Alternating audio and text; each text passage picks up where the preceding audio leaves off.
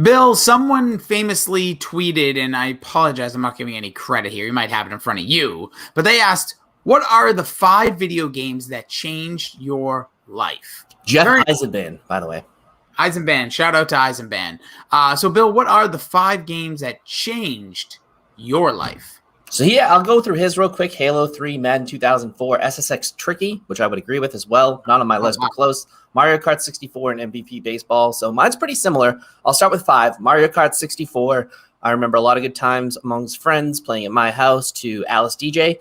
We would turn down the volume and just have a tournament there. Vice City was one of my favorite games of all time. I spent so many hours playing that game. One of the funnest games of all time. San Andreas was up there too, but I spent more time and I liked the music more in the 80s. And then number 3, the original God of War got me back into those kind of games. And then my top 2 are Madden. Madden 94 is what got me into gaming. I used to beat my dad so badly that I would score. Block defense? No, I would just take Randall Cunningham and run around the entire field and then score. And then I would sneak in the gap with Reggie White and instantly sack him. So I would beat him sometimes twice. He wouldn't score, and it only went up to double digits. So sometimes I beat him 121-0. Dude, Jesus. And then my final game here, this one literally changed my life, the lives of many others, and brought me close to a group of friends, out of nowhere. Madden 20, we have a Madden 21 league now, developed from this. I got close with some people we already knew and some people I never knew, hang out with them now. It's awesome. I brought it to my job, transformed a ton of stuff, gave you some extra work on the side there. So literally a life-changing video game for me in every sense of the way. And like I said before, I wanted to rip you on that, but how can I? You're paying me. Technically. Well, not you, but you know what I mean. For me, Bill, it was tough. You mentioned GTA 3 was going to be on here, but I ended up taking it off. You also mentioned Mario Kart. I was going to have Diddy Kong Racing on here just because it's a superior game. But for me, the 5 are, trust me, that's day one-ish. Me and Goo are on the right side of history on this one. Punch-Out. Ooh. Literally one of the greatest fighting games of all time that still to this day is one of the most playable games and literally changed my life because I used to watch my dad play it and be like, I got to get that. Mario 2. Yeah, that's right. Not Mario 3, not Mario 1, Mario 2. Of course. 2. One of the greatest. It's an incredible game and so fun and easy to play. Zelda Ocarina of Time, the game changer of all game-changing video games. WCW versus NWO World Tour. You could think, it's going to be one of the WrestleManias, but this was the game that set the precedent for those. And I remember playing the pants off of this, writing down, keeping records when I was 11 years old when this game came out for the 64. And for me, the Madden, there is a Madden on here because I'm a huge, sports gamer. NBA Jam was also close, but this one, Madden 03. If you go back and look at all the enhancements, the Tony Bruno show, the things that I used to spend literally hours on the phone with 2 of my friends on a 3-way phone call, holding up the internet at the time and playing Madden 03 like there was nobody's business. Excellent, excellent video game right there. So I think those are good ones. Obviously, you guys can see that tweet out there. I think we retweeted it, so you can check it out. So yeah, those are the video games that changed my life. And nobody, and I mean nobody, not even you, Bill, you son of a bitch, is going to convince me that Diddy Kong Racing is not the greatest racing game of all time. Well, if you talk to the average teenager of today and you ask them what it is about pop culture that they like, and the first thing they'll say is the beat. Get yourself addicted.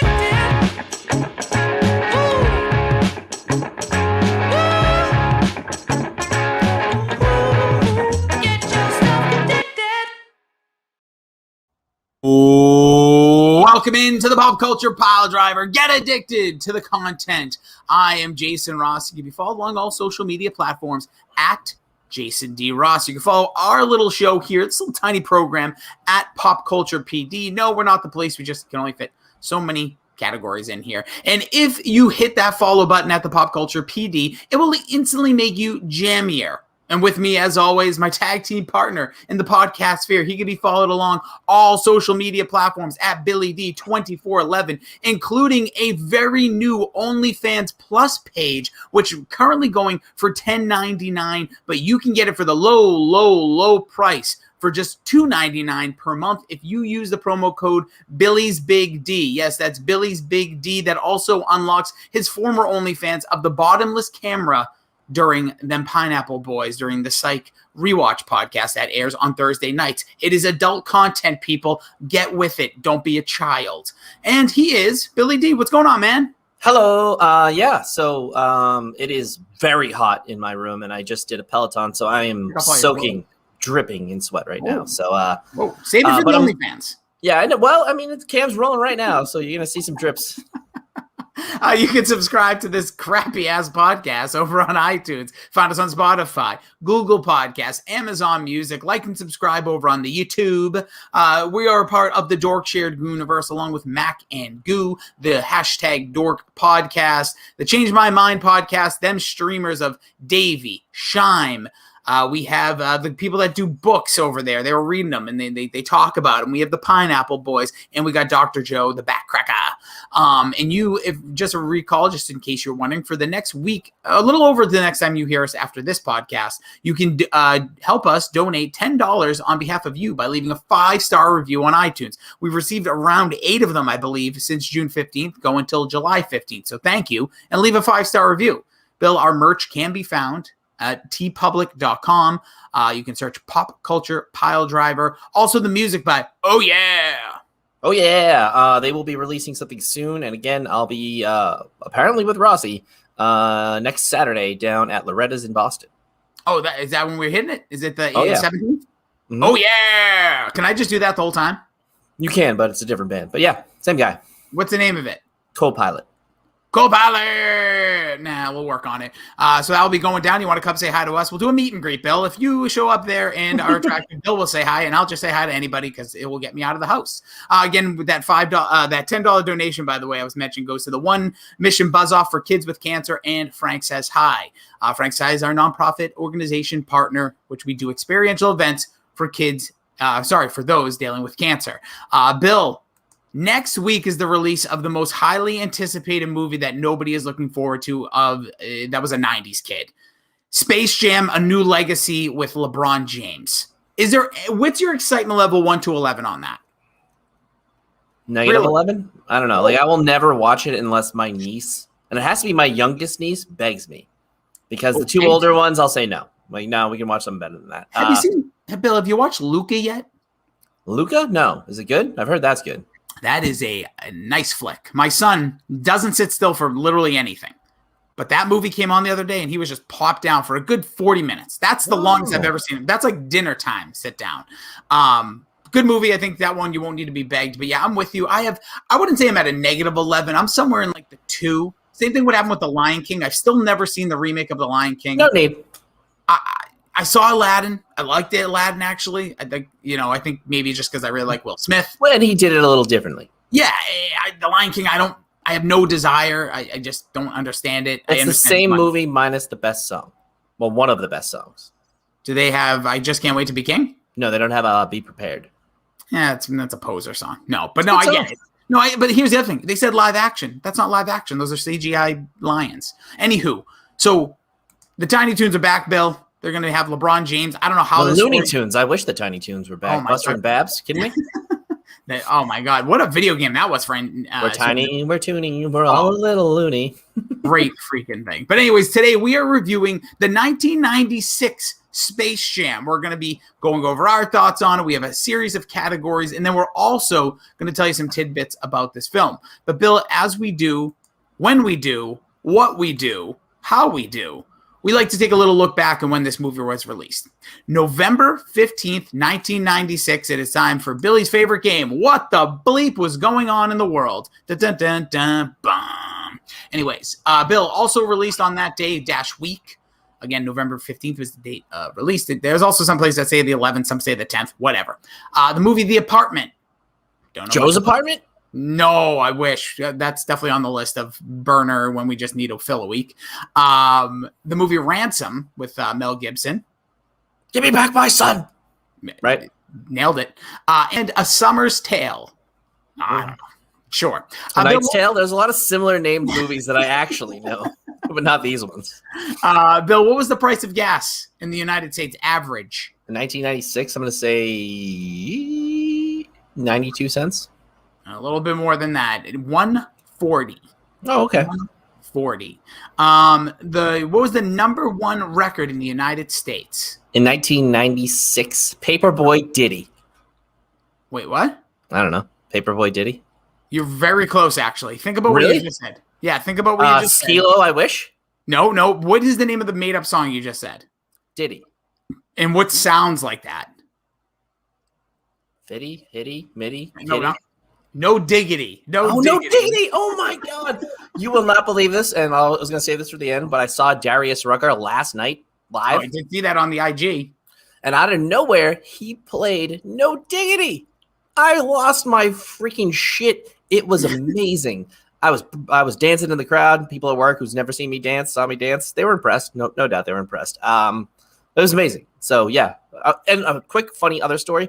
For Christmas, my sister demanded to get the Blackstreet CD, No Diggity, and it was my aunt's job to get it. She went to Sam Goody and said, and her birthday is actually today. I need the Blackstreet CD with No Diggity on it. They bring it up and they go, it has No Diggity on it. And she's like, no, it's supposed to have No Diggity. So she didn't get it. I swear, hand to God. I think you've told me this story before, and I never believe it, but it's the most ridiculous thing I've ever heard. I need No Diggity. Oh yeah, this one has No Diggity. Oh, I need no sans diggity. Oh my God, such a mom aunt thing. Also, that record when I was in Ireland in 2013 was in the top 50 in Ireland. No Diggity. Took them only 17 years to get it over there. But yeah, it was the number one record in 1996 when the movie's release. Number one, Bill. I'm not even going to have you guess because I've literally never heard of this song. The number one rock alternative song. Couple weeks before Blow Up the Outside World by Soundgarden, which you may have heard. I just got a text message. We'll come back to it at the end of this podcast. It was called Me Wise Magic by Van Halen. Have you ever heard of that song? No, probably one of those things where it was just Van Halen, so it was number one for a day, and then people realized it sucked. Yeah, it must have been Van Hagar, too, which, not for me. Bill, what was the number one movie in 1996? I can tell you it is a famous, I guess you would call it a play. Romeo and Juliet? Romeo and Juliet, which does rival the movie we're about to talk soundtrack. Bill, WWF champion in November 1996, was about to lose this title less than 10 days away. 1996. What month was it again? November. Before Survivor Series 96. Before Survivor Series 96. I'm going to go with Big Daddy Cool. You're a year off. This would be Shawn Michaels, the boyhood dream, came alive. So he lost. I was going to say that it felt too obvious. Yeah, Psycho Sid, that Survivor Series. And the WCW champion in 1996, November. 1996, November, Sting. That would be Hollywood Hogan. This was on the tear. He won it in the end of 1997. So, Bill, the ratings for this movie from the experts, Roger Ebert and Gene Siskel of the Chicago Sun-Times and the Chicago Tribune, both gave Space Jam thumbs up. Thumbs up. Todd McCarthy of Variety praised the film for its humor as Looney Tunes antics and Jordan's acting. As well as, so he really liked that. The Google users, 91% like it. IMDb has a 6.4 out of 10. Rotten Tomatoes, 44 critics, 63 audience. That seemed like it would be about right. Metacritic has it at a 59 out of 100. The budget for this film, Bill, was $80 million. It in the box office cleared $250 million. Oh, yeah. I mean, this was easy money back in the day. Michael Jordan with Looney Tunes. Everyone was going to go see this. I'm surprised it actually didn't make more. Different times, though. Think about that. Was on like $6 tickets, like as the high end. Nowadays, those people are paying $20. And I'm sure the production value then, like to put $80,000 into what they did, and it was pretty good. We'll get to that. But million. Yeah, that's good. Here's a 1-star review from, I believe this one I got from Rotten Tomatoes. Says, nostalgic? Sure. A staple of our generation? Sure. But a good film? Not exactly. Is it horrifyingly dated, poor written, bad paced, and at the end of the day, rather pointless? Jeez. I mean, he kind of nailed it. Kind of agree. We'll get to it. 10-star review here, Bill, from the old IMDb. It says, I gave this movie 10 stars because Lola Bunny is a fox. That voice. No, she's a bunny. No one. Oh boy, that voice. No wonder Bugs is so hooked. So, Bill, the creepiest fucking review you'll ever hear. Yeah, breaking down Lola Bunny is a fire. We'll get into her. Curtain jerker, Bill. Did you like Space Jam? Kinda. I say yes. When I rewatch this, by the way, less than 90 minutes. Love that. Yep. Digested it in 3 different portions because it's on the HBO Max right now, which will have the release of the new one when it comes out next week. I would say I liked it, actually. And You know what? Go ahead. I was just going to say, I'll never turn away from it. That's what I think it is. I think that's what comes across. Like, I don't know if the word endearing or like, it's just like, if I see it on TV, not that I often see it, I don't even know if it's being run on TV at all, but like, I've never once been like, oh, Space Jam, no thanks. Like, I'm not watching this. Like, it always seems to like catch me at the right time. And like, I will always watch most of it. It's not like like Jaws is a movie, like, it doesn't matter where I am. If I have the time, I'm watching it. Yeah, well, Shawshank. Yeah, it's just like a piece of Americana. It's nostalgia. It's Michael Jordan. It's the Looney Tunes. And in essence, you would think it's a great story, but when you break it, like, you really shouldn't be breaking down Space Jam, but we're doing that right now. It doesn't make a whole lot of sense, but it's fun. It's entertaining. So I guess, yeah, but like, it's, like, as you're watching it, like, this is ridiculous, but like, you know what? I watched it on the plane ride home from Montana, and I was like, I kind of like this. Like, it made the time go by. Perfect flight film. Yeah. All right, Bill, what did you think of the casting? Wayne Knight almost top billing. He was pretty good. I think you wanted to be super annoyed by him, and you were super annoyed by him. Michael Jordan, in my opinion, couldn't play dead. His wife, I thought for a second, I don't know who played her, but she was fine in what she did. Obviously, the Looney Tunes. Don't do this, Bill. Hold on. We got to pause. Don't do this because we have been called out. We've been chastised. That's our thing, though. We have no idea who people are if the top rights, but I get it like 30 seconds. I should pull up an IMDb of the movie when I'm reviewing a movie? I have it. I have it ready, but I've noticed that is the one thing. I think it's Teresa Randall. It plays his wife, but it's so funny because now it's in my head because literally every time we do this, I get the person's name eventually, but it's like 20 to 30 seconds later because that's how my brain works. It's not as fast as it used to be. Who played Larry Bird? Oh, that'd be Larry Bird. Yeah, see, like most of them are just like the people. I mean, besides like a few people. And Bill, if you were wondering, he's not white. He's clear. He's clear. Oh, clear. Unreal. That actually brings into me for my part of my casting. I will say Bill Murray. You already mentioned Wayne Knight and Danny DeVito were like perfect fits for those characters. Like obviously Bill Murray plays himself. I get it. But he's playing like that like animated version of like what you see in movies. Wayne Knight is just incredible. When he does the back flat bump flying into oh my God. Like you would die, by the way. If you fell into a dugout like that, you'd be in the hospital. You'd be in the hospital. I don't think you would die. It depends on if you hit your head. By the way, my son, for the first time today, did this, and it scared the crap out of him. He did flew over the couch, just went running as hard as he could, went right in, hit his head. Luckily, we have this little pad where it is. I know you haven't been to the abode in a while, but up on the side of my couch. It was scary for a second, but then it reminded me of this movie. I told my wife, I was like, hey, Din, that's what it was like. If you were, I forget the character's name, but I'll just call him Wayne. I'll just call him the guy. Let's be Newman. Yeah. But I also love Danny DeVito as the head of the Monstars. That guy, like you couldn't like his voice is so like I'm surprised he doesn't do more voice acting, just because of how like he's great at it. I think he's obviously he didn't really do too much for a while, right? I mean. Before Always Sunny, there was like a gap, and think about it. They had to like kind of beg him to be in there. I think his kids really liked Always Sunny, so he was like, "Sure, I'll do it for you." Yeah, saved the show in so many ways too. Also, Bill, Patricia Heaton, and I always say this guy's name wrong, so I'm just going to say Homer Simpson, the voice of Homer Simpson, both in this movie in the basketball scene where they take the powers from Barkley and Patrick Ewing. Yeah, it was weird to see, what is it, Deborah from Everybody Loves Raymond. That always sticks out every time you see it because it's like the first thing you ever see her in. True, yeah, it's weird. It was a strange thing, and like she's not even close to a big deal. And now, not that she's the biggest actress in the world, but obviously has a lot of namesake. Up next, Bill, our category: Speak and Spell. What did you think of the acting and writing in Space Jam? I thought besides like Bill Murray, Larry Bird was pretty good. The basketball players for the whole, all terrible. All awful. I don't know, man. Maybe it's just we lost our powers. Muggsy Bogues had too many speaking lines. Why are we giving Muggsy Bogues speaking lines? Also, the adult references in this movie off the charts. Like when they did the Patrick Ewing, is there anywhere else you're not performing well? And he turns around like, no. But the only good delivered line was Michael Jordan's youngest boy when the Looney Tunes come on the TV and then they're like, town meeting. And then they run away. He's like, Where'd they go? I was like, that is the best delivered line in all of Space Jam.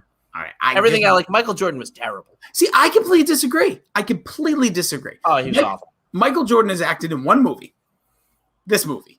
He may be in. Well, don't forget, he wasn't in Celtic Pride. That was Deion Sanders. Anyways, at the very end, Michael Jordan, I thought, was solid. I'm not going to say he was a great actor, but think about this. In his first movie, Bill, he's acting around nothing. That's very true. He was acting around nothing. These cartoons. What a literally setting somebody up for failure. And I would say for what he was set up for, unlike his 202 baseball average, he was at least batting around 300 in this. He's not. That like he was. If you want to do the analogy, he was shooting 50%, but I think it was lower than that. 300 is really good. 300's Bill. If you hit 3 out of 10, it's 300. But you know what I mean. In baseball terms, you make the Hall of Fame if you hit 300. Yeah, I'm still giving it to him. And for the game, for one game, all right. He went 2 for 3, or he went 3 for You don't 5. Know anything. Yeah, I know. He went 3 for 5. He went 5 for 100. Doesn't matter. He did well in this movie for what he was given and put in a really tough situation. And again, the writing of the film is just stupid. Like the idea of this movie is dumb, but there's so many moments where I'm like, he's not even going to try to go back. He's just like, all right, I'm going to help out the Looney Tunes. No questions asked. Go back to my house. Don't tell my family where I am. Just go get my How do they go back? He gets sucked into the world through a golf hole, like what you've been all around recently. And everyone, he's just like, yeah, I'm here now. Oh, you need to go get my stuff. And they just know where he lives. And also, I know this is weird, and I think you've seen this point out if you watch any reviews. Do you see where he lived? It was just on any street in America. Yeah, this is Michael freaking Jordan. He was one of the first guys to have the heated driveway.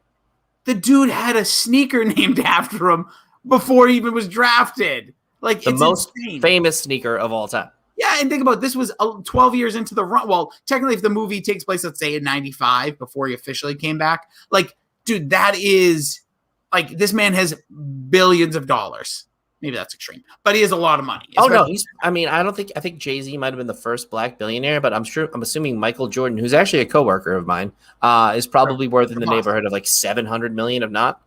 Dude, seriously. But I'm just saying at this time, he literally looks like he lives somewhere in the town area. It's like a Melrose where he's just on like the main drag. $1.6 billion. That's what he's worth. Woo! So back in 96, let's just extrapolate or distrapolate that a little bit. So he's probably right about a billionaire around there, give or take. This movie only helped.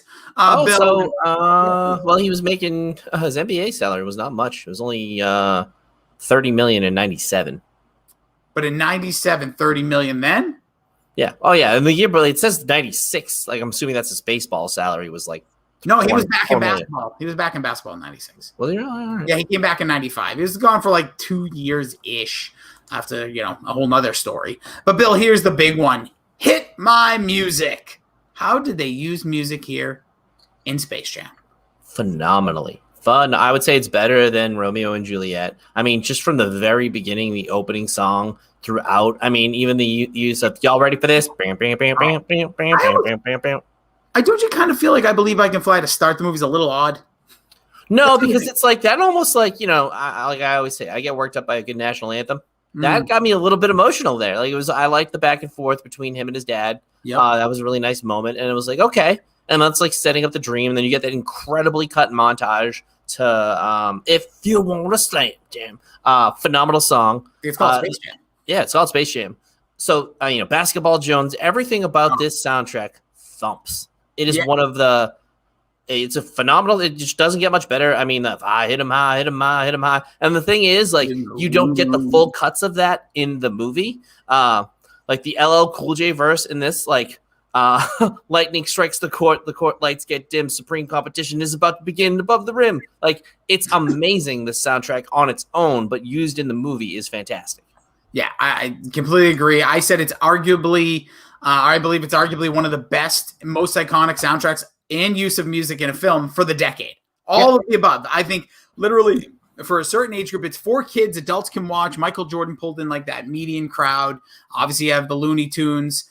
It's just like every song hits. Here's the soundtrack, which, by the way, Fly Like an Eagle won the Grammy, by the way, for best song in a motion picture was R. Kelly's I Believe I Can Fly. Here's the soundtrack. For You I Will, Monica. which, by the way, if you look at the album art, it's just Monica looking off, all beautiful, with just a big Space Jam logo on it. Then we have I Believe I Can Fly by R. Kelly, Space Jam by the Quad City DJs, represent, Hit 'em High, as you mentioned, an array of artists, including Busta Rhymes, Be Real, Coolio, Method Man, LL Cool J, Fly Like an Eagle by Seal. This is where Seal covered what a it. song. What a song. I Turn to You by All for One. Like, those were the singles. That's not even the whole soundtrack. Those were the singles Bill released. Well, yeah, then you also had Basketball Jones, which has Yep. a really great opening by Chris Rock, I think, as Little Penny and maybe the music video. And then, like, my song growing up, I love this song, is Who Says the Bunny Can't Jam? You're bugging. If y'all don't know who I am, you're bugging. If Bugs ain't the coolest in the land, you're bugging. Like, phenomenal song. It might be in the end credits. I don't think I made it all the way to the end of the end credits, but it's phenomenal. Fantastic. Absolutely home run. Yeah, Spin Doctors are in here with Biz Markie with That's the Way I Like It, that version that they did. Basketball Jones, you mentioned Barry White and Chris Rock. Like, what are we doing? Unbelievable. Upside Down, Round and Round. You know, that 60s song. Salt and Pepper, covering that one. D'Angelo, I Find My Smile Again. Then you mentioned Space Jam, The Winner by Coolio. And then they also had Fly Like an Eagle by Steve Miller, which, again, was covered also by Seal on the same soundtrack. What a soundtrack. What a great time. Having the Spin Doctors, Biz Markie, and Bugs Bunny, Chris Rock, and Salt and Pepper on the same soundtrack. Who would have thunk? 90s, man. 90s. But yeah, best, should I say, again, the one best song with I Believe I Can Fly. All right, act it out, Bill. For me, every time I see this movie, there's one part that always gets me. It's when every Looney Tune is knocked out of the game, and I don't know how this happens. They're Looney Tunes. Somehow they bounce back from getting anvils on their head, but during a basketball game, they're injured. So it's like the NBA. And out of nowhere, they need a fill-in, and Bill Murray shows up with the dun-dun-dun-dun-dun-dun-dun. And then you just have Danny DeVito's character turn and say, I don't know, Dan Aykroyd was in this film. Phenomenal. Bill, as an 11-year-old, I remember because of Ghostbusters, I knew the name. They were like the Beatles. Let's be honest. When we were kids, Ghostbusters actors were the Beatles.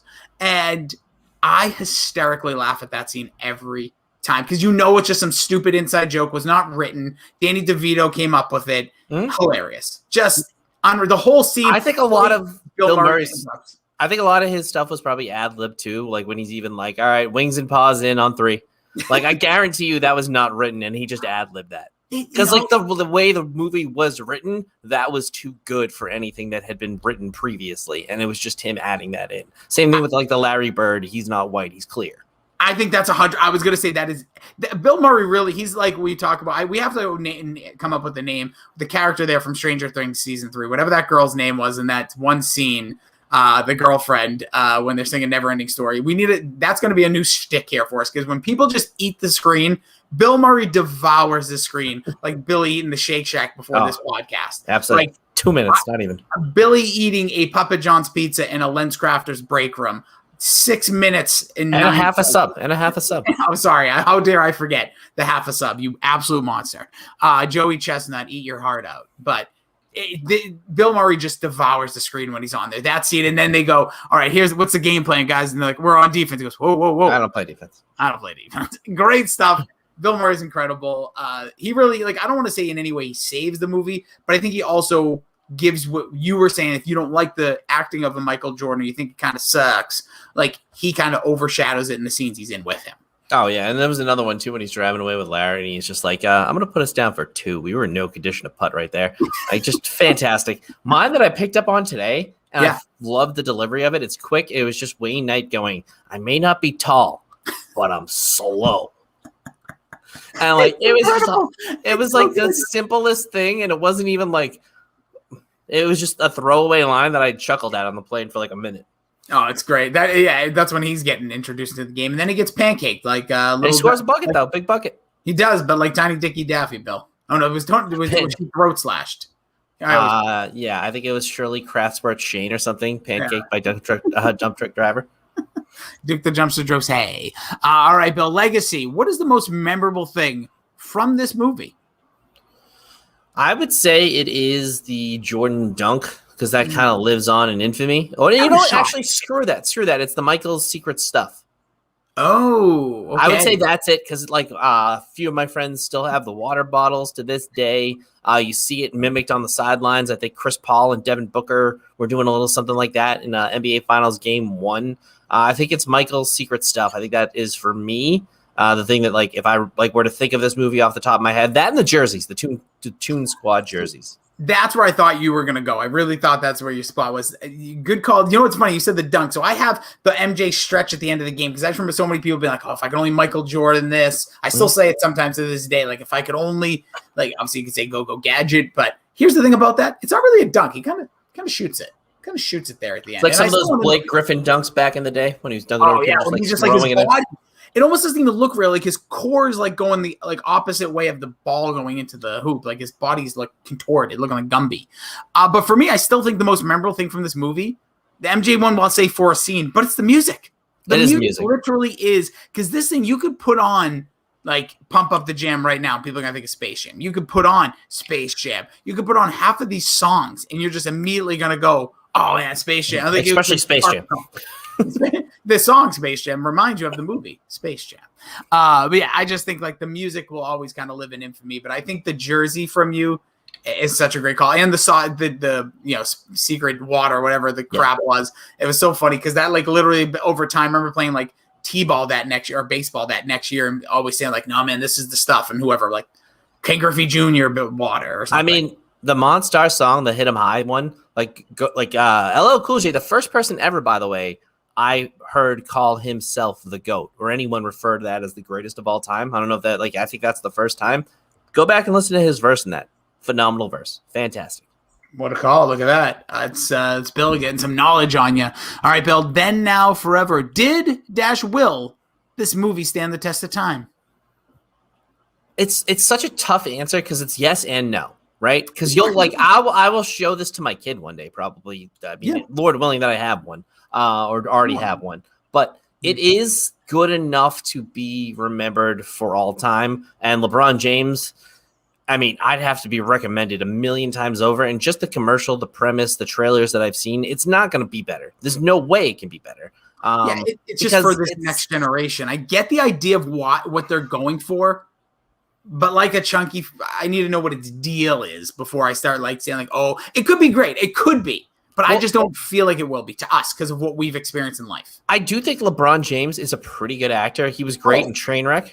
He was awesome in Trainwreck. I completely agree with you. I think he's not going to be the issue. I think it's going to be the story. And I just think it's like, this is 25 years later. Like it's a major difference in a lot of people's lives. Like us from 25 years ago, where we're in elementary school, 25 years now, it's like, I don't know if we're going to have that same vibe for it. Yeah, I never saw it, but the Kyrie Uncle Drew movie I heard was very good. Yeah, I was all about going to see that, and I didn't when the original run when he first came to Celtics. Now I just don't like Kyrie who, by the way, is in this new Space Jam movie. Do you know who the athletes are in the new Space Jam? No. Oh, well, I can tell you about that in a second. For me, Bill, I said the similar thing with the then now for will it hold up. I said yes and no. I think it will for the fact that like visually it kind of reminds me of Jurassic Park in a sense. Like when you watch it, it doesn't look like it's out of date. It doesn't look like super old. You don't go, wow, this is weird. Like actually like Michael Jordan, like with the Looney Tunes around him, it's like pretty impressive actually. When it's not, I think it's really good, especially when it's distance. Like when he does the handshake with the Danny DeVito character from Moron Mountain, like that looks perfect. When it's up close, when he has like Tweety Bird on his shoulder, you can kind of see the cracks and the flaws of the stuff. But when he's just in the world and kind of a wide shot, it looks really good, especially for the time. I agree. That's what reminds me a lot. Like it reminds me a lot of Jurassic Park in that sense. Like, yeah, you can kind of see things if you really try to nitpick it, but for the most part, it looks good. And like I said, it was the first movie to use the 360 green screen. Mm-hmm. So before that was just a flat green screen, which is kind of wild to think in 1996. Yeah, for the new one, Bill, it is Anthony Davis, Diana Taurasi, Kyrie Irving, Damian Lillard, and then there's a bunch of like guest stars. But I think those are like I don't know if they're called Monstars in this movie, but those are like the athletes they mimic. And there's another WNBA player as well. Yeah, so the pull apart, Bill, any other things or extra thoughts or from this movie? I did really like the guys they got, like Barkley, Grandmama, Muggsy Bogues, Sean Bradley, Patrick Ewing. They all stunk as actors, but I did like it. I also liked, going to the Lakers and seeing all the old Lakers there. It wasn't. It was a bad Lakers team. Yeah, but who was the Eddie tall Jones. we're terrible at names. I should look this up. Well, this one I literally don't know. I can't remember. But either way, like it was nice to see all the old basketball players. I always loved Grandmama growing up. I thought that was one of the coolest promotions as a kid. Muggsy Bogues was cool because he was tiny. So I really like that. And the thing, like, it's kind of spinning off this a little bit. Like, I feel you shouldn't feel bad for LeBron James ever. Like, oh, whatever. He's rich. He's successful. Championships. But like, I do think he gets a little bit of an unfair rap. Like, I think he does. He's not like he's like annoying and he's stuck up and like, but he opened a school. He's never really done anything wrong. I'm not saying he's a bad guy. And the whole super team thing, I think, is super overrated because I'm not saying like the best GMs in today's basketball are the players. So, like, can you really fault him for just going to, like, get the best players? Like, people want to act like he won on dominant teams. Like, fucking Larry Bird won championships with some of the greatest players of all time. Like, another GM did it for him, but, like, he won. Drafted by the Celtics. No, there was a few trades in there. Of course, some trades, but overall, like, that team was built.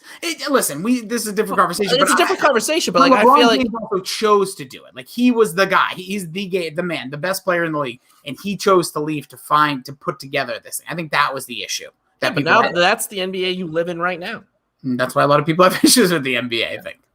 But either way, we'll see how LeBron pulls it off. But for me, some of the other things, just to note, this movie, Bill, this whole movie was created all around in 1990. I think it was 3 advertisement for the Air Jordans where Michael Jordan and Bugs Bunny were in a commercial together. That's where this all stemmed from. That's where the whole movie concept came from. I think it's David Pinkna, I think, who's a part of the production of this movie, came out. I'm sorry, Joe Pinkna. He created this film, wrote it, wanted it to be produced in 1993. Michael Jordan then retires, says he wants nothing to do with the film because he didn't want to make a film about being an NBA player while he was being. What are the 2 famous words that Michael Jordan said? Do you recall? No. No, it wasn't no. He said, I'm back. And then he was back. When he said, I'm back, he came back. I think it was against the Pacers. There's like a 19-point score game, whatever, all in the last dance. But he, in that moment, then went back and said, I'm into this movie. He wanted the whole movie to be made around his return to basketball. And they did a great job. Like, we didn't even really address at all the baseball part of it. They did a great job poking fun at his baseball. And you know what? Forget it. Like, I meant to write this down, but I didn't have anything on the plane. The cool part. This is the best part. But oh my God, when he's playing baseball and they're talking about him, he looks good in that uniform. Can't teach that. Can't teach that. Dude, that's a good strikeout right there. When I strike out, I look real bad. Terrible. Yeah, like he wears the hell out of that uniform though. You can't teach that. I love that. In the catcher, allegedly that's a true story. Like, there was catchers telling him, like, hey man, don't swing at this, don't swing, and then he swings like, I told you not to, but hey man, good catching up with you. Like, the players, because he was playing minor league baseball. He's playing in cities and towns that are not used to the megastars of, especially Jordan's caliber, ever probably driving through their towns. Are you kidding me? This was like such an insane thing, and we were obviously too young to really understand it or be following it. And sports media was a lot different at the time. I remember reading Sports Illustrated articles. ESPN at those days would cover it, but like, you can't imagine just continuing this. Like, LeBron James, imagine, like, it would have been like 6 years ago, like 3 years ago, playing in minor league baseball. Yeah, like, crazy. And it just wouldn't happen. Small Malden connection. I forget the guy's name because I'm good with names, but apparently the greatest baseball player to come out of Malden was basically screwed over by Michael Jordan because he was like the #1 star center fielder and Michael Jordan just took his job. Boo-hoo. If you were good enough, you would have made it. Exactly. But that is still kind of sick. They took our gerbs. Bill, before we give a rating, for the 4 Looney Tunes, so go back to the movie, who would you have started with Michael Jordan for the 4? Definitely not Bugs. Was it Babs? Yeah. Yeah, Babs is in there. Babs no. Lola Bunny, yeah. That voice. Elmer Fudd had a nice dunk. He looked like he could ball. Kind of looks like Alex Caruso. I remember that one. He kind of looks like a real life version of Alex Caruso. So Yep. I'm into him. So there's 2. And then you need a big body. So I'm going Foghorn Leghorn. Nice. Yeah, Because Foghorn needs Leghorn. you need the So big then dummy. I need one more, right? Yep. I'm probably going to go with the Roadrunner just for a pure speed Yeah. play. Absolutely great. That one's absolutely. You got to keep Bugs in there because he's a dude. I like him because he kind of did everything. I'll keep Lola in there because she literally is a foxbill. But real quick, was it kind of weird they made like a sexy bunny? There was so many times where I was like, one, people were shot, killed, like the amount of actual violence, like over the top. That's more like normally in Looney Tunes, like there's not a hole blown through the middle of friggin' Sylvester, the cat. Like that's crazy. There was so many like times people were getting just shot, and like there were a few very inappropriate Bugs things where the first time he sees Lola, he just goes stiff and falls. Yes. Like, what are we doing? Well, that's innuendo based at least. Yeah, and innuendo, but yeah. Oh, right. But yeah, Foghorn Leghorn, by the way, the tallest Looney Tune, so you got to get him in there. So I basically would have very similar to you. I definitely Roadrunner for the speed. I'm keeping Lola in there because these people go goo gaga for her. I get the wah with the eyes and the boners. Foghorn Leghorn, and I'm putting Bugs in there though. And they started Taz, which I always find kind of funny. Taz, but that's like such a good move, the Tasmanian Devil, because he's speed too, though. He's speed. And he's aggressive. Those Monstars, dude, they had some of the best NBA player skills in the game. The Tasmanian Devil, though, growing up, him and Marvin the Martian were bar none my favorite. I was a huge Marvin the Martian fan just because of T-shirts. Tasmanian Devil was all over the gear too, but I wasn't the biggest Looney Tunes fan when I was a kid, but I obviously watched a lot of them. But I could care less about most of the characters. It was like Bugs and obviously Daffy. Like Daffy's hilarious. But I think the Tasmanian Devil had a show for a while that I was into, and then I was more a Tiny Toon kid. That was like right in our wheelhouse. It was like after Animaniacs, like right in that sweet spot of like the WB at like 3. Yes, like that post after school time. Mm-hmm. All right, Bill, 1 out of 11. Rate Space Jam 1996. 5.5. Oh, wow. You're very giving with your ratings and as a lover, as I've been told. But you, 5.5. It was like, it's enjoyable. It's not a great movie. It's it's a 50 for us, so that's not great, but it's good to the point where I'm never going to be like, you're never going to be like, I won't watch Space Jam. If it's on in a room, you're going to be like, change this. Yeah. Like, and I didn't mind watching it today, and I won't mind watching it again in like a year. I went with the famous store. I gave it a 7 out of 11. Ooh. I liked it a little bit more than you did. So collectively, we basically give it like a 6.25, if you will. Out of 11. That be our ratings for this one, our review of Space Jam. Let us know what you would give it out of 11. Let us know your thoughts on all the stupid things we said about this movie. But any last words about Space Jam, Bill? Not really. This week in Shared Universe. Alrighty then. So this week in the Dork Shared Universe, the hashtag Dork Shared Universe, Dork, speaking of, did seasons 1 of 2 of Dark Side of the Ring. And I gotta tell you, as a wrestling fan, I have not seen like any of these. Yeah, they're really good. I didn't listen to this pod yet, and I meant to send Keith my ratings of this. I don't know if they covered season 3. I know they say 1 and 2, but the 3rd season just happened, and I don't know if they covered that. Because I'm assuming they did and they didn't realize it was season 3, but maybe I could be wrong. I don't think they did. I don't think they did because I don't think Davey saw most of. One of them didn't see most of 3 yet. Okay. So maybe it was Keith actually, because it's only on Vice, which maybe I'm wrong. But either way, I'm gonna listen to that. The first season is kind of trash. There's some good episodes, but the people they have, like the season 3 was the best for like the people. It's all about the interviewees. It's all about the people you get. So like, for example, for those that are wrestling fans, that some of us probably still stumble along, big wrestling guys here, like they had Scott Hall as a major part of the Montreal Screwjob episode, which to me, I'm like minor character. And he like made up this thing where he's like, he still thinks it's a work and he does the whole thing. I just think he was like gimmicked. Like he was a gimmick for it. Where like, I wanted, like, if they were going to have guys on there, one, if you could have, you would get Brett and Sean, which at the time I don't think either were contracted. Well, Sean was, but WWE, and then which Brett's on there. But like you want guys like I think Bischoff's on there, but like I would have loved to have like Mick Foley's and a couple other guys that a little closer to the story. The story that Mick Foley quit the next day almost. And then the same thing with like Macho Man, Miss Elizabeth. They had some kind of you had Hulk Hogan's ex-wife on there, which was good, but like the first season was a little bit of a mess. The second season was really good. That's the one that Owen Hart also had the Chris Benoit one, which is maybe the most polarizing two special, like because he's villainized in so many ways, and then you have his son and his wife. Sorry, Chris Benoit's sister-in-law on there. Like it's just wild to see. It's amazing. I mean, he legit he's an insane person. Like the story behind him is nuts. Yes, and like some people still don't believe he did. It's great. The Chavo Guerrero side of things, the text messages. Just even if you don't like wrestling, like I'm a big doc fan. I like to watch documentaries. Like watch this stuff. It is compelling television. It's on the Vice Network. What else? Okay, so then otherwise, I'm really behind. Mac and Goo did the 1989 classic Aliens. There was talk of doing a Michael Keaton one, but they went with Aliens. CMC did the review of The Patriot. What is that? It's a movie with Mel Gibson. Okay, wow, throwing it back. Oh, so this must have been a 4th of July classic. Correct. They did like TLDR. TLDR talked books.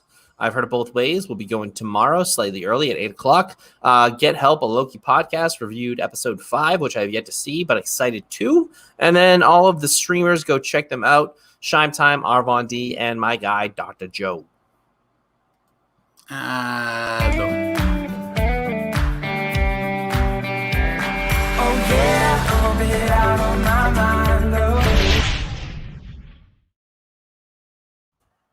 Used to be a producer, Bill, in radio.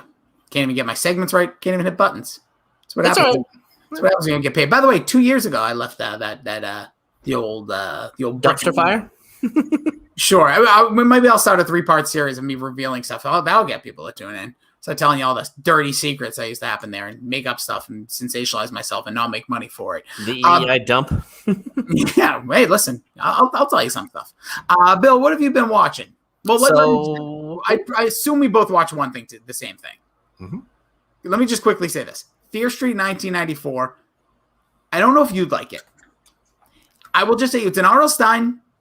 All right. It's a more adult, though. It's very much more Scream. But again, I don't know what it is with horror movies where they feel like they have to like check all the boxes. I actually think overall I like this movie more than I don't. But there's just some things in it that I'm like, this is so dumb. And the music that plays in the movie is great because I would say it takes place in 94 or 90. Yeah. And or 96. I can't remember the name of the movie. But either way, the movie, like, I think you'd like it. The opening scene is by far the best scene in the movie. So just watch that. Very Scream-esque, but like also like hits all the tropes. It's a balancing act for me. And I love movies like this, but I do recommend it for people who want to check it out on Netflix. Also, Bill, on Netflix is... I Think You Should Leave season 2. Goo and I have started a That's a Chunky merch store where should have mentioned that in the beginning with merch too. So go check that out. But have you watched all of it? I've watched all of it twice. Okay, I've watched all of it once. I also watched that on the plane for our ride. So good. Watch it again, and I guarantee you'll feel a lot better about it. Here's the thing that's very strange. They cut, like, all the skits end without a punch. It's just kind of like it's over. And it's a little like the first one always felt like there was some sort of, or like they did a great like segue with like a hi-hat put in and then like you segue off. This one literally, like this one literally just like in the middle of it and it's over. And I'm like, I don't know if that's funny or if that's meant to be funny or if they're just trying something different people. I will just say you could tell they made more money because they were given much more money with the way some of the ones were filmed like movies in the first one. This almost exclusively, all of them were filmed with the full the whole 9 yards. Yes. But I will say the new Printer Girl, the two things that I saw her in, fantastic. The home run. I told you have to, after this, Google, it's Patty Harrington, I believe is her name, and you have to Google her with Dua Lipa and watch the stand-up that she did. It is Patty Harrison. Patty Harrison. I'm so sorry, Patty. I know you're listening. She's great in it. The Shark Tank one. I love that. I was hoping there would be a Shark Tank skit. That's what I thought it was going to lead to because the thing because a lot of them had a lot of carryover. Yeah, they bounced back to it, and I love that. And I think now we spoke about it. If you didn't listen to our season 1 review, which we did before recording this one, so you could check it back. It was like episode 116, 115, should I say? I kind of like that they didn't do anything from the first season. You know what? Now that I would have liked Baby of the Year Part 2 instead of you kind of Bill, you kind of got it. You kind of got it, but I would have preferred that. But I'm sure that'll be one of the ones I enjoy more as I watch it more. The Buff Boys. Yep, I'm gonna give you the one right now that I think is gonna grow in all of us. I don't know what you call the skits because there's no official names. I'm just gonna call the I stole your burger or coach whatever. The one where I think that is I already liked it. I think that's gonna be the hot dog of this one. Like 2 years when we decide to review it, I think that's gonna be the one that there's so many elements to it. Say you're gonna kill the president. Yeah, and then he goes, "Wow, I'm not gonna say I'm gonna kill the president." Oh wait, say that again. He goes, "Why would you want to film me? Because I didn't pull it up fast enough." Oh, it was good. It was like that one I laughed at right away because I could tell that one had potential. But That's gonna honestly, be the other thing that I think I noticed, I would love to get inside the mind of all of the writers in the show because they all had to work in terrible office jobs. And we all do to a certain degree, but that's almost all of the skits are based around office. The one that I loved was the hold the door one with the guy yelling about the calico pants. The calico pants. I've watched that one 3 times specifically because the first time I didn't laugh for a while. The second time you pick up this is what happens with sketch comedy, right? When he screams, "Hold that door!" and he moves so slowly. That's what's hilarious about it.